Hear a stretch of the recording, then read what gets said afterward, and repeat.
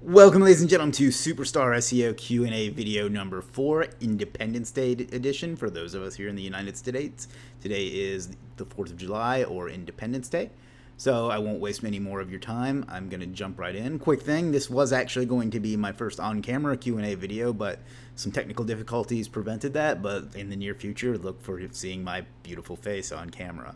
So let's go ahead and get started. So you want to be a rock superstar and live large, big house, 5 cars, you're in charge. Okay, question number 1. Best way and or package of services to rank a new site. Brand new and or very limited SEO previously done. Okay, so the first, I'm not going to recommend specific services because you can find those in my group, but the first thing you want to do is build out social profiles. I'm going to tackle this from the point of view that it's like a local type site and not an affiliate type site. So what you're going to do is build like a couple hundred social profiles around it. Call it a social fortress or trust barrier or whatever you want to call it. And then from there, you're going to want to hit it with some branded and URL links, maybe like a Sinwire blast or some citations. It just depends on what you're doing. And then once you get all that in place, you can do some social signals along with that as well. Once you get all that in place, then you want to start with the PBN links and go from there. So if you're in the group, you can find some recommended services in there, or you can just hit me up. So that answers that. Great. I was about to ask a question anyway. You're welcome. What is the difference between a Sinwire blast and a social signals package other than the quantity of social posts? Okay, so the difference, and I made a video on this a while back that I'll link to in the comments, but the difference between something like a Sinwire blast or Source Machine or something like that and social signals it's night and day, really. Sinwire and similar tools make posts on social media, so they'll make a bunch of posts on various Twitter accounts and various WordPress.com accounts and whatever. Social signals are when a single URL gets posted to Facebook, Twitter, LinkedIn, Google+, Pinterest, whatever, and then shared, repinned, +1, retweeted, all those different types of things. The actual sharing and liking and retweeting and so on, that's the social signal. So, and those are more valuable. So look at it like this. Anybody can post to get a free Twitter account and post to Twitter, even if they get a bunch of them. But what's valuable is that post being shared and liked and getting engagement. That's what tells Google that this is important content and will reward it with ranking. So the difference being a post, stuff from Sinwire is a post, which also is valuable because it builds multiple backlinks and shows that people are posting about it. But then those posts getting shared, liked, retweeted, and so on are what tells Google that people are interested in this content that's been posted. So hopefully that makes sense. And like I said, I'll link to the video where I explain that in more depth. How does a business land in a 3-pack when it doesn't have a website? If they build out their social profiles and things like that, build out citations, and have a nice web presence, they can rank in the 3-pack without a website. That generally means that the competition for that particular 3-pack isn't very high, though. So if it's something you want to go after, you can definitely snipe that. I want to follow up on one thing I saw this led to a discussion, and I want to follow up on one comment that I saw on it, is that organic ranking doesn't affect map ranking, and that is absolutely not true. While it alone is not a factor, or it's one of the factors, it's not the only or main factor, but it does matter. Like, the anchor text that you point to your site is going to help rank you in Google Maps, especially exact match anchor text, because that's how you're telling it what particular map you want to rank for. So there is some influence from organic listing on map listings, so just to clear that up. In your video mastery webinar, does the placing of the location at the beginning of the keyword apply to cities only, or can you do that for countries? Okay, so the location is part of the keyword. So if we're talking about Dallas roofer is the keyword. If you wanted to rank for Slovenia roofer, I think Slovenia is a country, then you would put Slovenia roofer. So I guess the answer to your question is you can put whatever you want. If you're targeting a city, state, country, planet, whatever. If you want to put Mars roofer, that seems like it wouldn't be a very good business model, but if that's your keyword, then so be it. So, yeah, you can put whatever you want. The geo modifier, which means the city, your state, or country, or planet, or whatever, is part of the keyword, just to be clear. What is your favorite old school wrestler? For me, it's between Jake the Snake and British Bulldog. Wow, this is a deep one. We're going to have to spend some time on this.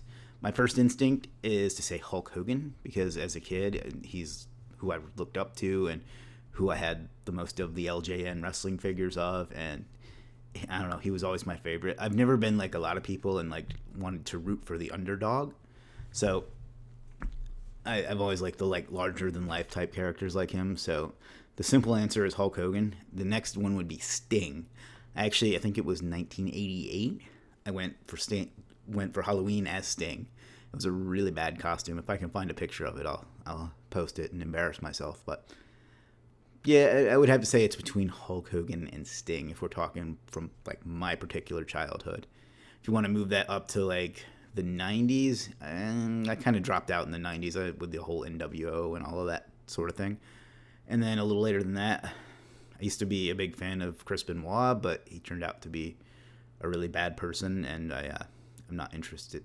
I can't go back and watch his stuff without knowing what he did. So I guess we'll go with Hulk Hogan and with Sting. I was there when Sting went into the Hall of Fame a couple of years ago, and it was very nice. I got to see him and meet him and stuff, and I was like a little kid. And the same with Hulk Hogan back in when he came back to WWE in 2002. I went to a SmackDown in Charlotte, North Carolina, and he was there, and I felt like, again, a little kid. I wanted to like not cry, but like, I don't know. I just got really excited because it was my first time seeing him, and I'd been watching him for 20, 25 years or whatever at that point. So, man, I feel old now. So yeah, just to sum up, Hulk Hogan and Sting. Because I know you'll just love this type of question, LOL. Well, thank you for being considerate. If you lost everything you had, kind of like your Facebook, but on a bigger scale, and just let me interrupt this question at this point.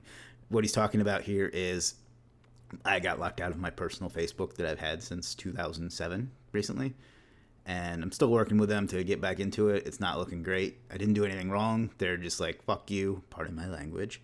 Fuck you, you're not getting back in. So that's what that's about. So everything, and you had to start over and didn't have your name, brand to just jump right back into it, what would you put more effort into towards first to make the most money?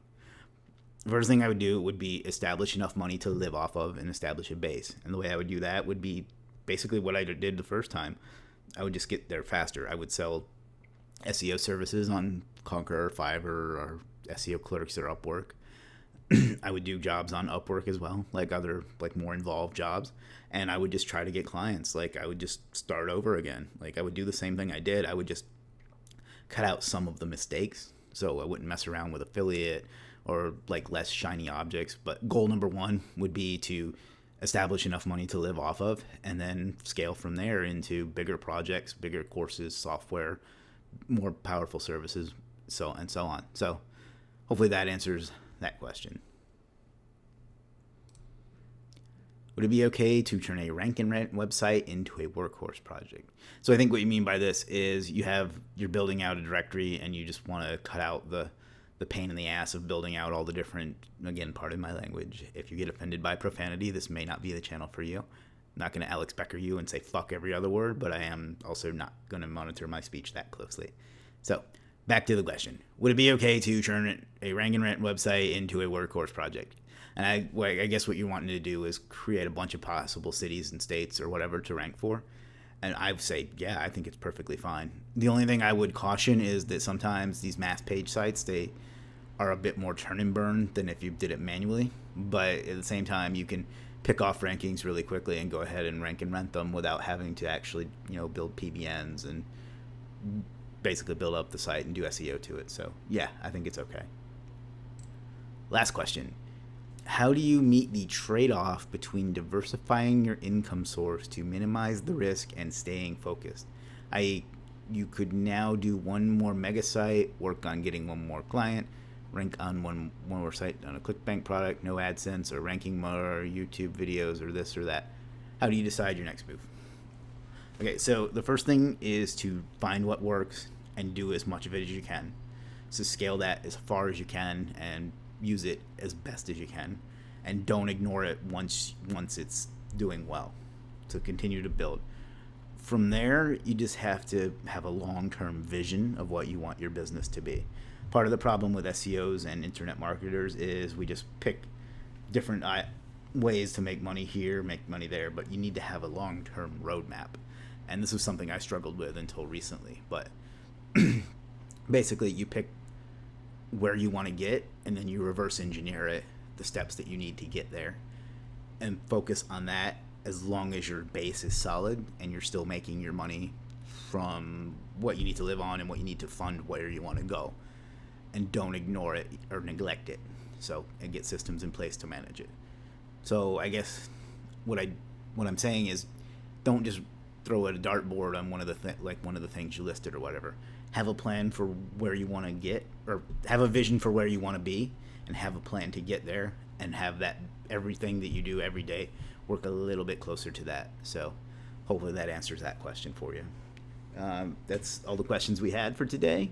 It's a pretty light question, probably due to the holiday here in the States. So if you want to contribute some questions, or you have anything, you can join us in our private Facebook mastermind at superstarseo.com/Facebook.